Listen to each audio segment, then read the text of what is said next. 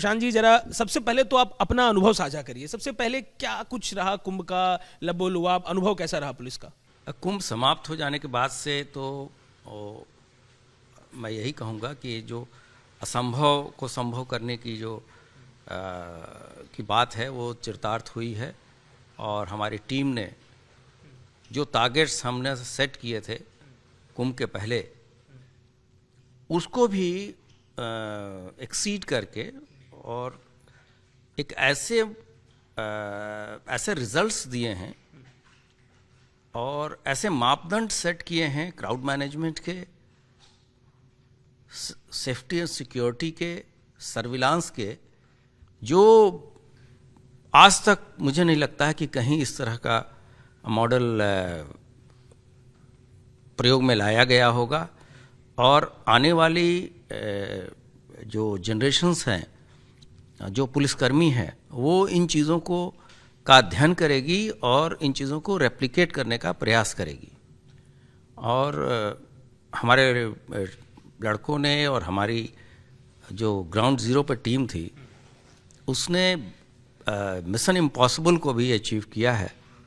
और न ही सिर्फ कुंभ और महाकुंभ क्षेत्र में, बल्कि उस दौरान चूँकि हमारा बहुत हेवी डिप्लॉयमेंट कुंभ में था, पूरे राज्य में इस दौरान कोई बड़ी घटना नहीं होने दी गई, जबकि अमूमन उत्तर प्रदेश में कोई न कोई घटना होती रहती है।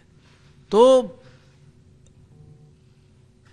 मेरा तो व्यक्तिगत अनुभव यही है कि जिस तरह का रेजिलियंस और परसिवरेंस उत्तर प्रदेश की पुलिस की टीम ने दिखाया है, वो स्वागत योग्य है और उसकी जितनी भी प्रशंसा की जाए वो कम है। डीजीपी साहब, जरा अपना शेड्यूल तो बताइए, कैसे जब ये सब हो रहा था, बड़े स्नान पड़ रहे थे, लगातार इतने क्राउड का हसल बना हुआ था, शेड्यूल आपका कैसे रहता था? सीनियर ब्यूरोक्रेट्स जो वहाँ पे मौजूद थे, उनका डे कैसे कटता था? कैसे, कितने घंटे की नींद मिल पाती थी? बड़ी बातें इस बारे में निकल के आई कि बड़ी मुश्किलें पुलिसकर्मियों के लिए भी हैं। क्या शेड्यूल रहता था उस दौरान? जो मुख्य स्नान के दिन थे वो पहले से ही तय थे। जैसा सबको पता था कि ये कुंभ 45 दिन तक चलेगा और 13 जनवरी से लेके और महाशिवरात्रि तक इतने दिनों तक हमें ड्यूटी देनी है।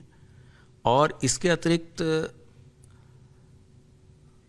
इस दौरान हम लोगों ने जो सामान्य दिनों में जो हमारा डिप्लॉयमेंट होता था वो 3 शिफ्टों का डिप्लॉयमेंट होता था, लेकिन जो मुख्य दिन होते थे उस दौरान कुछ जो शिफ्टें होती थी वो एक दूसरे को ओवरलैप करती थी, क्योंकि शिफ्ट चेंज करने का समय न तो समय होता था और न ही उस समय कोई ड्यूटी चेंज की जा सकती है जब इतनी भीड़ उमड़ जाती थी।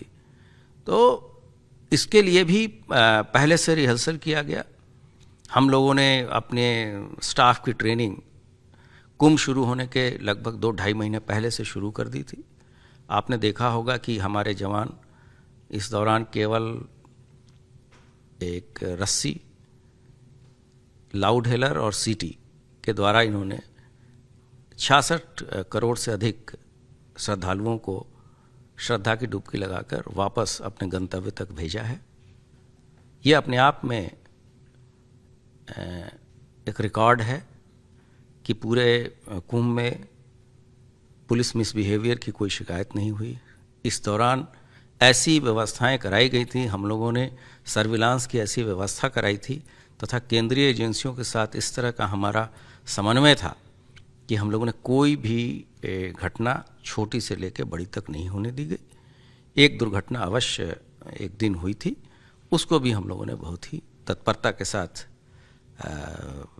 उससे निपटा और मिनिमम जो क्षति होनी थी उसको हम लोगों ने तत्काल अपने क्विक एक्शन से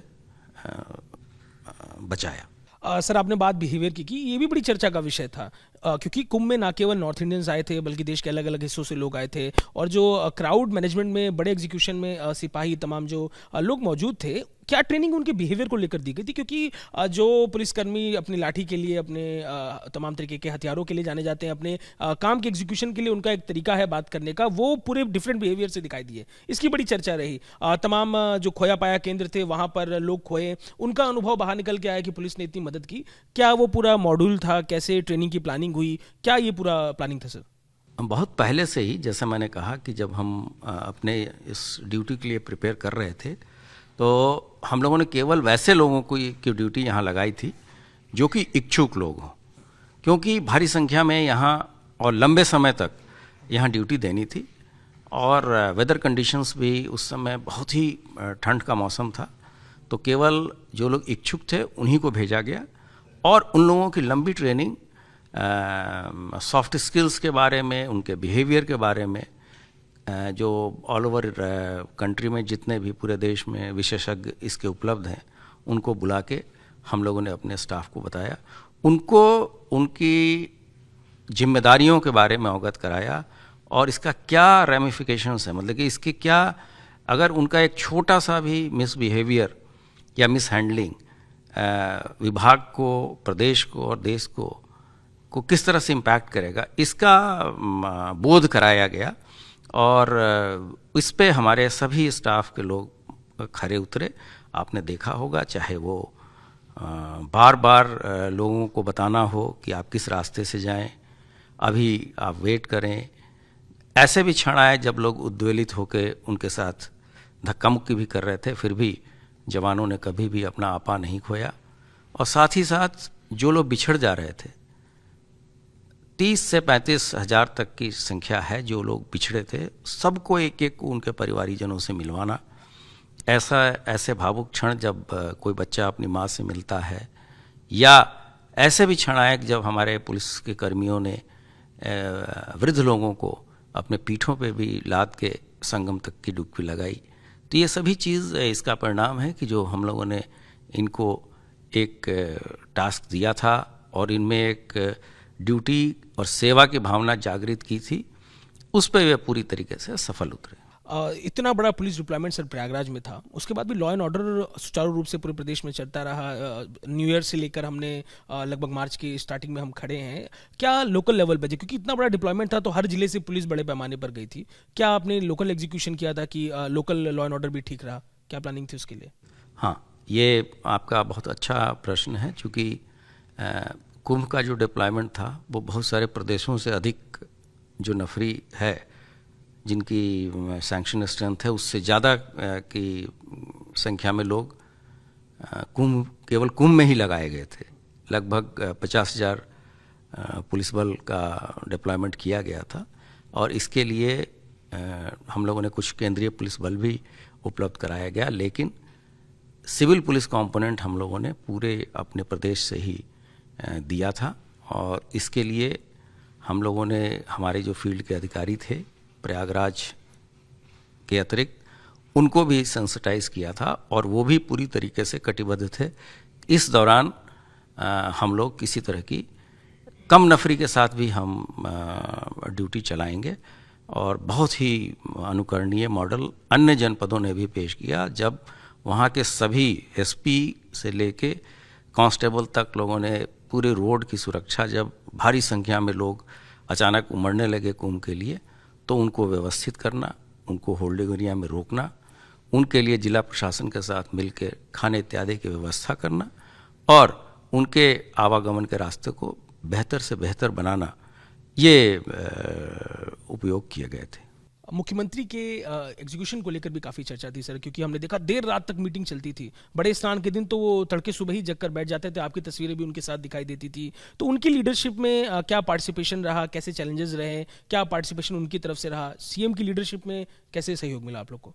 नहीं, इस पूरे महाकुंभ का जो गेम चेंजर था वो यही था कि मजबूत राजनीतिक इच्छा शक्ति और दृढ़ता के साथ अपने पुलिस बल तथा हर एक विभाग के अधिकारियों के साथ खड़े होके उन चीज़ों को निर्देशित करना, वो चीज़ें कैसे ग्राउंड ज़ीरो पे एग्जीक्यूट हो रही है उसको खुद देखना, और तथा बार बार फील्ड विजिट करके लोगों को इनकरेज करना और चीज़ों को बताना कि किस तरीके से और बेहतर प्रबंधन किया जा सकता है।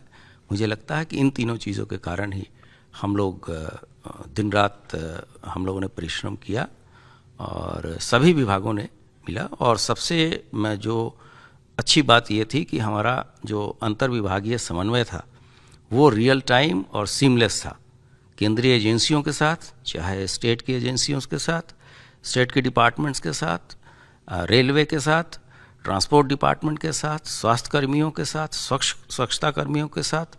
तो इसके कारण भी बहुत सहूलियत मिली और हम लोगों ने पूरे मेला क्षेत्र को सीसीटीवी के द्वारा आच्छादित कर रखा था और हर एक चीज़ हमारी जो इंटीग्रेटेड कंट्रोल रूम है वहाँ आती थी और इंटीग्रेटेड कंट्रोल रूम का फीड भी यहाँ माननीय मुख्यमंत्री जी के द्वारा स्वयं ऐसे जो भीड़ के दिन होते थे उनके द्वारा खुद ही मॉनिटर किए जाते थे। तो शासन तथा माननीय मुख्यमंत्री जी का जो नेतृत्व था वो भी एक बहुत बड़ा फैक्टर इस कुंभ की सफलता के लिए मैं कहता हूं कि एक वही मुख्य कारण था और सभी टीमों का आपसी तालमेल, जिसके कारण इस तरह के रिजल्ट्स हम लोगों को मिले। अच्छा, दुनिया भर की मीडिया में, दुनिया भर के डिस्कशन में ये बात निकल के आ रही है कि कैसे दुनिया अचंभित है कि इतना बड़ा इवेंट एक छोटी सी जगह पर एग्जीक्यूट आप लोगों ने कर दिया। इसकी लर्निंग के लिए, इसके ऑब्जर्वेशन के लिए कुछ कम्युनिकेशन पुलिस से भी किया जा रहा है कि कैसे किया जाएगा, कैसे ये हुआ? कुछ इंस्टीट्यूट्स हैं जो आपसे कम्युनिकेट कर रहे हैं? ना, ऐसे पहले से ही शासन ने बहुत सारे रेप्यूटेड इंस्टीट्यूट्स के साथ अपना अनुबंध कर रखा है। उन लोगों ने लगातार ग्राउंड ज़ीरो पे डेटा को कैप्चर किया है और जब उनकी स्टडी सामने आएगी तब हम लोग उसको पब्लिक करेंगे और चीज़ों को बताया जाएगा कि जिस मॉडल को हम लोगों ने अपनाया था वो किस तरह से सफल रहा। अब एक सबसे इंटरेस्टिंग सवाल सर, जो अब ये खत्म हो रहा है कुंभ और आप लोगों ने नई जो अनाउंसमेंट करी है उसके बाद निकल के आ रहा है, हमारे रिपब्लिक में एक सहयोगी अर्जुन, पुलिस के काफ़ी लोगों से उनकी बात हो रही थी, तो एक जिज्ञासा पुलिस कर्मियों में काफ़ी ज़्यादा है। छुट्टियों का आप लोगों ने अनाउंसमेंट कर दिया है। अब छुट्टियों के इस अनाउंसमेंट के बाद, क्योंकि इतना बड़ा नंबर है पुलिस का और पूरे उत्तर प्रदेश के हर जिले से लोग वहाँ पर गए थे, इन छुट्टियों का डिस्ट्रीब्यूशन कैसे करेंगे? कुछ आप लोगों ने मोडस तैयार किया हुआ है, कुछ प्लानिंग है? जी, जैसे ही हमारे पुलिसकर्मी अपने अपने मूल जनपदों में जहाँ से वो ड्यूटी के लिए आए थे वहाँ जाएंगे, वहाँ उनको फेज्ड मैनर में और रिक्वायरमेंट के हिसाब से, ऐसा हो सकता है कि किसी हमारे जवान को तत्काल बहुत आवश्यकता हो तो उनकी आवश्यकता और ड्यूटी को देखते हुए फेज्ड मैनर में सभी को जो अनाउंसमेंट शासन के द्वारा किया गया है 1 सप्ताह की छुट्टी की, हम उनको देंगे और ये प्रक्रिया शुरू भी कर दी गई है। और मैं ये भी बताना चाहूँगा कि कुंभ के दौरान भी अगर किसी के घर में कोई ऐसी इमरजेंसी थी तो उनको छुट्टियाँ दी गई थी और लोगों ने छुट्टियों का उपभोग भी किया। ये एक जनरल परसेप्शन रहता है कि पुलिस छुट्टी नहीं मिलती है, ऐसा नहीं है। हाँ, पुलिस में छुट्टियाँ कम मिलती हैं क्योंकि हमारे ऑपरेशनल रिक्वायरमेंट्स ऐसे हैं, लेकिन आवश्यकता अनुसार सभी पुलिसकर्मियों को छुट्टियां दी जाती हैं। सर, अब और भी त्यौहार लगातार आने वाले हैं, शिवरात्रि गुजरी है और भी बहुत से त्यौहार लाइन हैं। सुरक्षा इंतजाम खास अब इन त्योहारों के लिए कैसे किए जा रहे हैं उत्तर प्रदेश भर में? नहीं, इस संबंध में और पहले ही शासन के द्वारा आने वाले होली का त्यौहार और जो रमज़ान का महीना है और उसके बाद से ईद और ईद के तुरंत बाद रामनवमी का जो त्यौहार है, इसके तैयारियां हम लोगों ने शुरू कर दी हैं और शासन स्तर पे इसकी मीटिंग भी की जा चुकी है और सभी त्यौहार हम लोग हर्षोल्लास के साथ परंपरागत तरीके से मनाएंगे। और जिस तरह का सामाजिक सद्भाव महाकुंभ के दौरान दिखा है, हम सभी अपने सभी साथियों के साथ मिलके और सभी धर्मगुरुओं के साथ मिलके और सभी धर्म और सभी वर्ग के साथ मिलके सभी त्यौहार सकुशल संपन्न कराएंगे। एक आखिरी सवाल सर, आपके निजी अनुभव को लेकर, इतना लंबा आपका करियर रहा, इस कुंभ का आपके कैरेक्टर, आपके पुलिसिया करियर पर आप कैसे अनुभव लेते हैं? इस कुंभ को आप जब पर्सनली देखते हैं, आपके कैरेक्टर पर क्या इसका इम्पैक्ट पड़ा? आपकी लर्निंग क्या क्या रही? आखिरी सवाल पर्सनल ऑब्जर्वेशन के हिसाब से। नहीं, ऐसे तो हमारी बहुत सारी लर्निंग्स थी और उसको हम लोगों ने अपने डिसीजन मेकिंग को डायनेमिक रखा था और समय पड़ने पे हम अपनी स्ट्रैटेजी भी यहाँ से बताते थे और उसको ग्राउंड लेवल पे लोगों ने इम्प्लीमेंट भी किया है। और व्यक्तिगत तौर पे ये कुछ ऐसे दिन थे जिसमें जो प्रोफेशनल सेटिस्फैक्शन का जो चरम होता है, आप कह सकते हैं कि सकुशल संपन्न होने के बाद से बहुत ही गौरव की अनुभूति होती है जब आप एक ऐसे फोर्स को लीड करते हैं जिसने असंभव को संभव कर दिखाया। तो देखिए, उत्तर प्रदेश के डीजीपी हैं, कुंभ का आयोजन हो चुका है। कुंभ के सफल आयोजन के बाद पूरी देश दुनिया में कुंभ के आयोजन को लेकर चर्चा हो रही है। आयोजन कैसा रहा, क्या लर्निंग रही इस आयोजन से और आगे की चुनौतियों के लिए क्या तैयारी है, इस बारे में रिपब्लिक भारत पर अपनी बात रख रहे हैं वीडियो जर्नलिस्ट दीपक त्रिपाठी, सचिन सैनी के संग अजय दुबे।